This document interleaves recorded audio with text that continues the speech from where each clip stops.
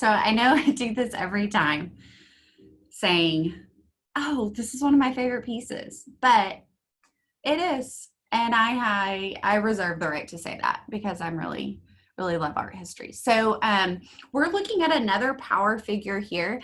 And I want you guys to remember that though they might not be called power figures, we look at figures of that represent power and authority from every culture, right? And so we've looked at them from Western Europe and from the Americas. And so a power figure, power and authority is really an idea that transcends cultures.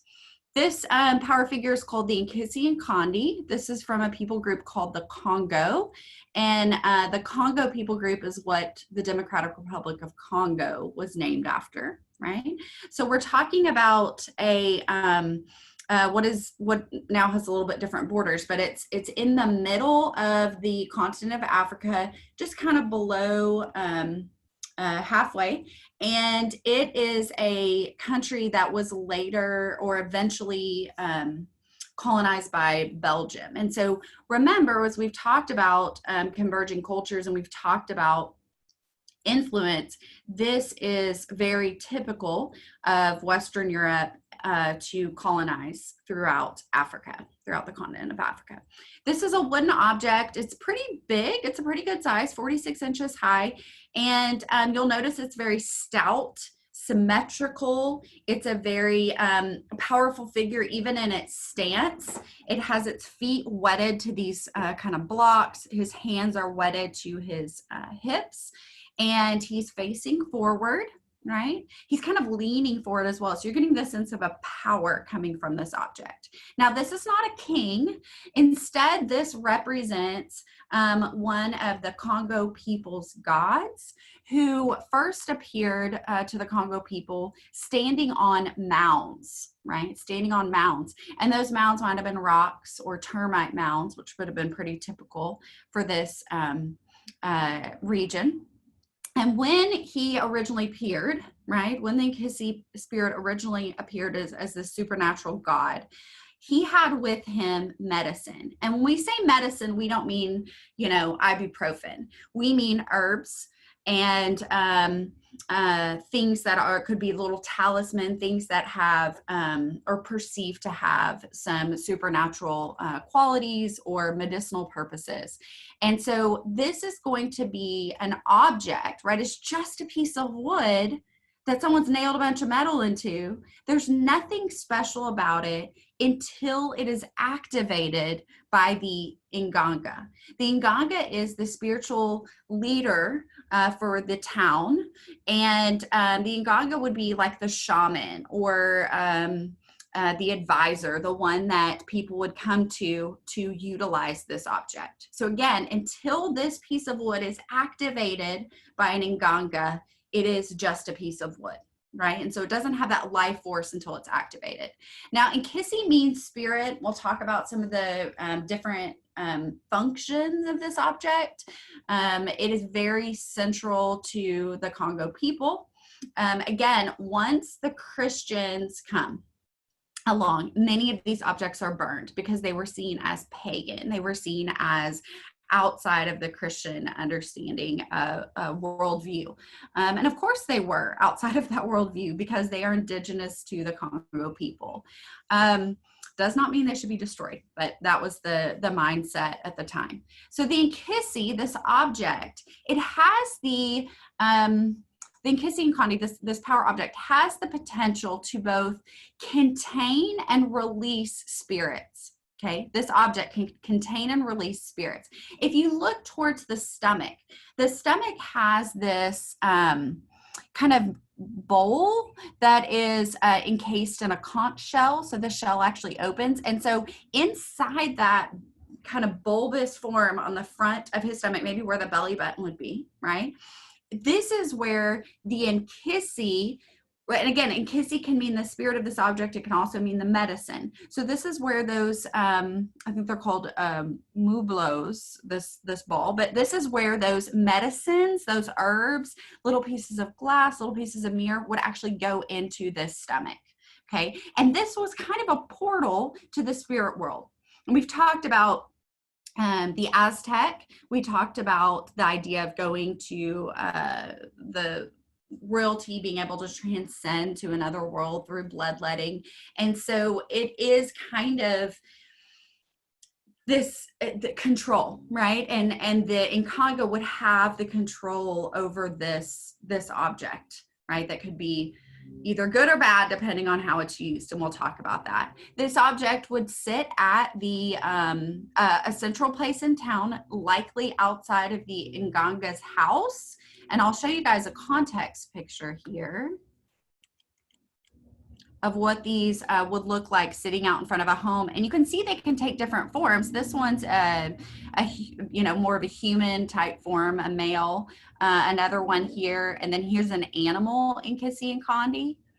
And so you can see that outside of this home, there are different power objects, right? So again, these are going to be spiritual objects. These are going to represent power. All right. So usually, not always, but usually there's some form of human likeness to these objects. They can be used for several different functions, right? So again, this piece of wood is encapsulating both good and bad spirits, right? So let's say that you are making an oath with somebody, okay? You're going to make a promise, what we call a contract today.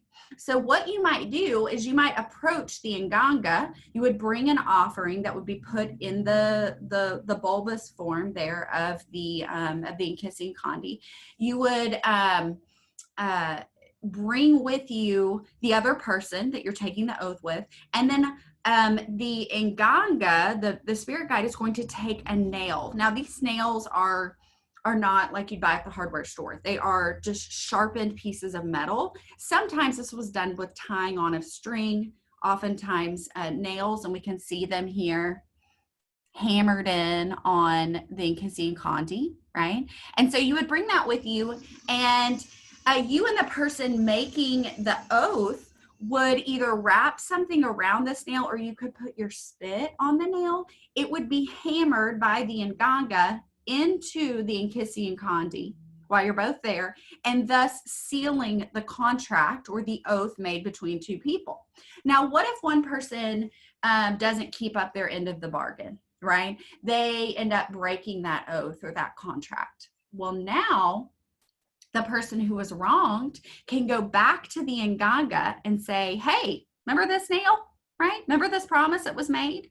I need you to activate the spirit of the Nkisi, right? The Nkisi spirit, to go and exact retribution on the person who did not keep up their end of the bargain. Okay, so this can release evil spirits, but it can also release good spirits. Let's say your family member is going on a long trip, or let's say they're really sick, or they need some sort of blessing in their life. You could put in a nail, well, not you, but the Nkanga, right? The spirit guide could put in a nail that would then release a blessing spirit, a healing spirit, to go and affect that person's life. So this can be used for the good or the bad. It's also sometimes called a hunter. And so the spirits that can be released from the Nkisi could actually go and, like I said, exact retribution for something. They could avenge for something. And so it's important that this is going to be an object that is seen by the community, right? Because it's a visual reminder of the oaths and promises and covenants that have been made in that society. It's a visual reminder of your connectedness as a people group, right? And so just love this object. Things can be tied to it as part of oaths and prayers and meditations made of this object. Again, the Nganga has kind of the control of how it's used, but it represents all of these things to this people group. Here is an x-ray of a Nkisi and Kandi, and it shows you all the different objects, right? Nails, and then parts of the kind of medicines, right? The gifts that have been brought and put in the middle. Okay, so the bailongo is this kind of what's being held in the center here. Again, if a piece of glass or a piece of mirror is put in the middle there, it represents kind of that looking into the other world. You can see by the side here, by the profile, these are squat, stout figures, okay? So that idea of permanence, lasting is important with these objects. Well, oftentimes, and we're going to look at this more when we look at the pool mask, we'll see white kind of put around people's eyes. And the white has to do with this idea of transcending to the spiritual realm. And so sometimes we'll see that. There, down here is Nganga. This is, again, the guide who's going to actually be nailing in these objects and has that power. Wood can be drilled in some of them. Sometimes it's just kind of a knotted piece of fabric tied on the outside of one of the nails that can seal a deal. And then there is an understanding that for something more egregious, right? Like a murder, if somebody kills somebody, then you could nail in a bigger piece of metal, and that bigger piece of metal is signifying that this is a bigger offense. It needs a bigger spiritual response of retribution to avenge that person's death. Again, these objects are activated. They're activated by the Nganga. And as I mentioned, this is going to be an object that, of course, the Christians are going to see as outside of their belief system. This is going to be something that is oftentimes destroyed. Again, they're wooden objects. Sometimes they're clay parts. And so they don't last forever.